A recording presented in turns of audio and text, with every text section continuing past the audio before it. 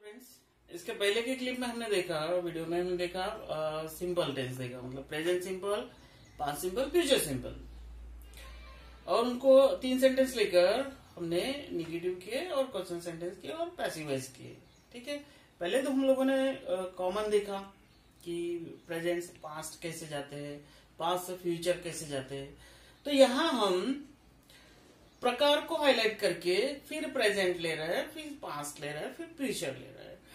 यहाँ अभी इस कंटिन्यूस टेंस में हमने ये देखना है सबसे पहले कि प्रेजेंट कंटिन्यूस, पास्ट कंटिन्यूस और फ्यूचर कंटिन्यूस, इसमें सबसे पहले कॉमन क्या है वो देखते हैं। तो एक बार हमें वो कॉमन चीजें पता चली, जैसे हेल्पिंग वर्ब है या वर्ब है, उसके बाद हम उनको अल्टर कर सकते हैं पैसिव वॉइस में। आइए सबसे पहले कंटिन्यूस टेंस में प्रेजेंट, परफेक्ट, प्रेजेंट, पास्ट और फ्यूचर में कॉमन क्या है वो चीजें पहले देखते हैं। स्टार्ट। देखिए दोस्तों, कंटिन्यूस की बात करते हैं, प्रेजेंट कंटिन्यूस, पास्ट कंटिन्यूस और फ्यूचर कंटिन्यूस। यहाँ verb ING plus object, verb ING plus object, verb ING बोले तो कंटिन्यूस टेंस। अब ये प्रेजेंट में वर्ब आईएनजी प्लस ऑब्जेक्ट है, पास्ट कंटिन्यूस में भी वर्ब आईएनजी ऑब्जेक्ट है और फ्यूचर कंटिन्यूस में भी वर्ब आईएनजी ऑब्जेक्ट है ना। अब इसमें प्रेजेंट से पास्ट जाते हैं और पास्ट से फ्यूचर जाते हैं, तो करते क्या है हम लोग सहायकारी क्रियापद बदलते हैं। ठीक है, तो आपके यहाँ पे सहायकारी क्रियापद क्या होंगे, ये होंगे एम, इज और आर। एम के सामने, आई के सामने हमेशा एम आता है, आपको पता है, और इज एक वचन के लिए होता है और आर बहुवचन के लिए होता है। ये इज लेते हैं, यहाँ लेते हैं, किसके ऊपर डिपेंड करेगा, ये सब्जेक्ट के ऊपर डिपेंड करेगा। आपका सब्जेक्ट यदि एक वचन में है तो इज आएगा, माने रमेश है तो इज आएगा, रमेश एंड सुरेश है तो आर आएगा, है ना। He is, she is, it is, but they are, we are. ठीक, अभी आम इज आर की जगह आपको लेना है वॉज, वेयर, पास्ट कंटिन्यूस में। ठीक है, एक वचन फिर से वॉज और बहुवचन फिर से वेयर, माने I was, he was, she was, it was, we were, they were, Sachin was, but Sachin and Suresh were, teacher was, teachers were. ठीक, अब यहां आकर आपको लेना है शॉल, विल प्लस बी। ठीक है, आई के सामने शॉल, वी के सामने शॉल, बाकी सभी के सामने विल। तो हमने क्या चेंज किए, हमने चेंज किए हेल्पिंग वर्ब्स। वही बात आई आपकी पैसिव वॉइस में। पैसिव वॉइस जब हम कर रहे हैं ना, तो ये देखिए being, being, verb third, by, subject, object से शुरुआत हुई है पैसिव वॉइस में। ये एक्टिव वॉइस था और ये आपका पैसिव वॉइस है। ठीक है ना, तो आपने बदले क्या, एक्सिलरी वर्ब्स, हेल्पिंग वर्ब्स, वही हेल्पिंग वर्ब लेना है जो ऊपर है ना। ये सारी चीजें कॉमन ही होती है। ठीक है, फ्यूचर कंटिन्यूस का पैसिव वॉइस नहीं होता है, नहीं होता है, नहीं होता है। ठीक है, चलिए अब 3 सेंटेंस देखते हैं और उनको कैसे अल्टर किया गया है वो हम लोग देख लेते हैं एक बार। 3 सेंटेंस प्रेजेंट के वही पास्ट करेंगे, उन्हीं को फ्यूचर में अल्टर करेंगे, एक्टिव और पैसिव, निगेटिव और क्वेश्चन सेंटेंस करते हुए। इसको डिस्क्राइब करते हैं हम लोग। एक्टिव वॉइस सबसे पहले देखिएगा, subject plus am is are plus verb ING plus object, है ना। पास्ट में जाएंगे तो वॉज वेयर आएगा। तो हमने सेंटेंस देखे, present continuous, I am speaking English, I am speaking English. ये थोड़ा सा पास जाइए, आप बैक जाइए, आप देखिएगा प्रेजेंट सिंपल में सेंटेंस क्या था, ये था आई स्पीक इंग्लिश, यानी मैं इंग्लिश बोलता हूं। अभी क्या होगा, ये होगा मैं अंग्रेजी बोल रहा हूं। ठीक है, ही इज ईटिंग मैंगो, वह आम खा रहा है। ठीक है, वे क्रिकेट खेल रहे हैं। जब कोई आपको क्वेश्चन करता है व्हाट आर यू डूइंग, तो I am speaking English. What he is doing, he is eating a mango. What they are doing, they are playing cricket. यानी प्रेजेंट में आप कौन सी क्रिया कर रहे हैं ये दर्शाने वाला टेंस होता है आपका प्रेजेंट कंटिन्यूअस। ठीक है ना। अब यहाँ पे आपने निगेटिव करना है तो आपका नॉट का स्थान आपको पता है कहाँ पे है, वो हेल्पिंग वर्ब और मेन क्रियापद के मेन वर्ब के बीच में, ठीक है ना। ये आपका सेंटेंस हुआ आई एम स्पीकिंग इंग्लिश, यहाँ नॉट का स्थान आएगा, है ना, यहाँ नॉट का स्थान आएगा, यहाँ नॉट का स्थान आएगा, ठीक है। ये होगा I am not speaking English, he is not eating a mango, they are not playing cricket, ठीक है ना। मैं अंग्रेजी बोल रहा हूँ, मैं अंग्रेजी नहीं बोल रहा हूँ। वह आम खा रहा है, वह आम नहीं खा रहा है, ठीक है। अब यहाँ पे वहीं से यहाँ पे क्वेश्चन सेंटेंस करते हैं हम लोग, तो क्वेश्चन सेंटेंस में आपको पता ही है, जैसे नॉट का स्थान फिक्स है, नेगेटिव सेंटेंस में वैसे ही क्वेश्चन सेंटेंस में हेल्पिंग वर्ब से शुरुआत हुई आपकी, तो एम आई ना स्थान परिवर्तन करना है, यहाँ होगा एम आई, यहाँ होगा इज ही, यहाँ होगा आ दे, and am I speaking English? Is he eating a mango? Are they playing cricket? ठीक है। अब यहां से हम लोग जाते हैं ऑब्जेक्ट प्लस पैसिव वॉइस में जा रहे हैं। ऑब्वियसली हम लोग object plus am is a plus being plus verb third plus, ये देखिए ये यहां से लेकर यहां तक ये जो है ना being plus verb third plus by plus subject, ये पास्ट टेंस में ही सेम रहेगा। हम लोग इसके बाद वहीं जा रहे हैं। तो English is being spoken by me, English is, क्योंकि ये एक वचन है ना, इंग्लिश एंड मैथ रहता तो हमें आर लेना पड़ता है। ये हो चुका है आपका बीइंग वर्ब का थर्ड फॉर्म स्पोकन बाय मी, आई है तो मी, प्रथम विभक्ति द्वितीय विभक्ति, है ना। ही की जगह क्या है, ये माया, ठीक है। ये सब सेंटेंसेस आपके हुए हैं। मैंगोज रहा तो आ रहेगा, ठीक है। अब यहाँ पे मैं अंग्रेजी बोल रहा हूं, हमने फोकस किया था आई को मैं को, अभी यहाँ पे इंग्लिश को फोकस किया था।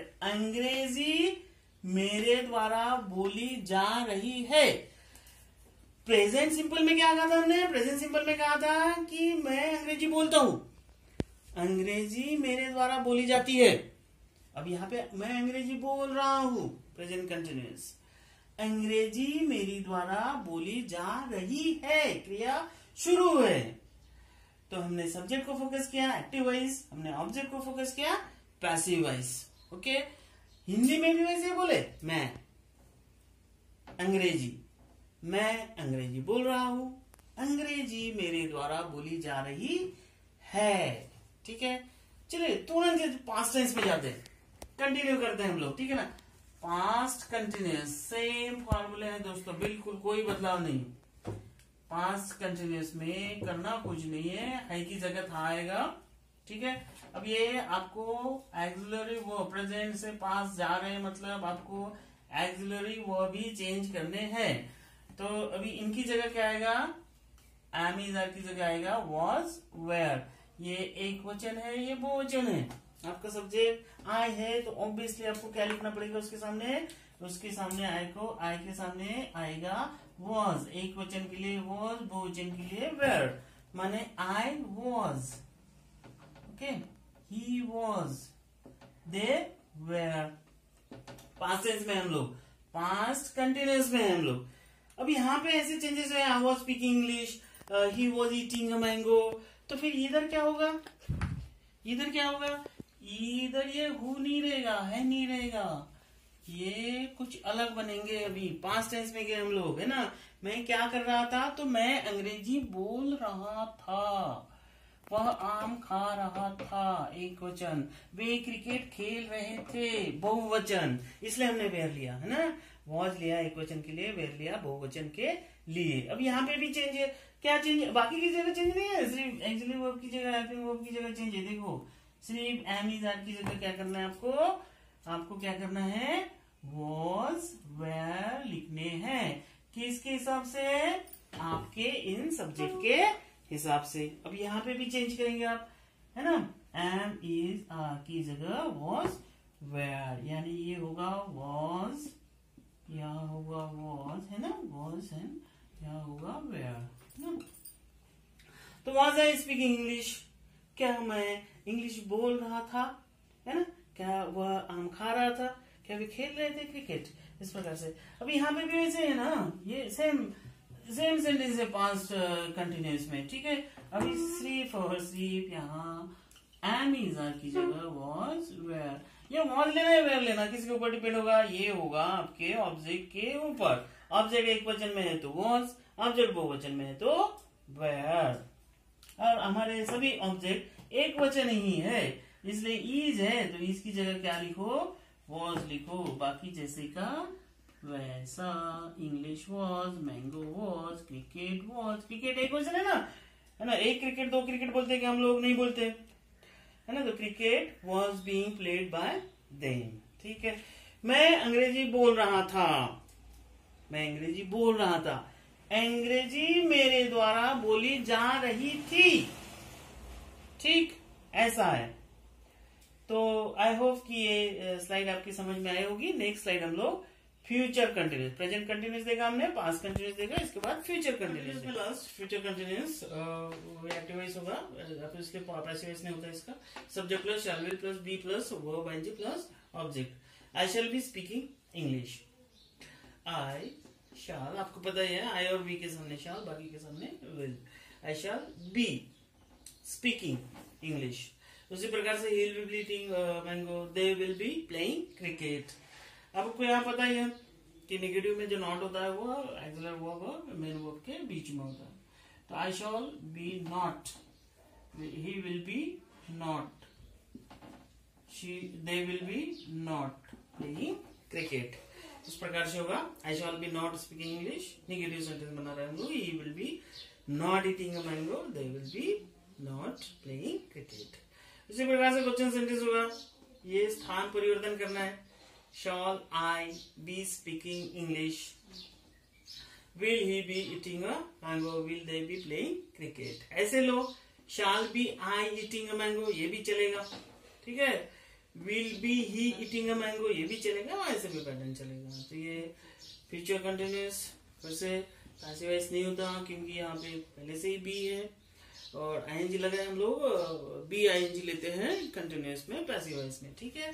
तो ये पहले से ही मौजूद है इसलिए इसका पैसिव वॉइस नहीं हो रहा है। Thank you.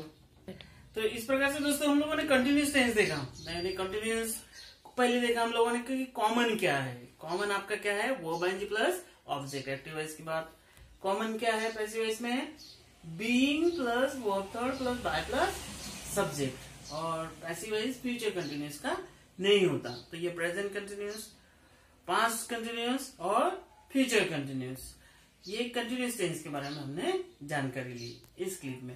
अगले वाले क्लिप में आपको परफेक्ट टेंस के बारे में इसी प्रकार से 3 सेंटेंस लेकर इसी प्रकार से हम लोग उसकी भी इंफॉर्मेशन कलेक्ट करेंगे। Thank you.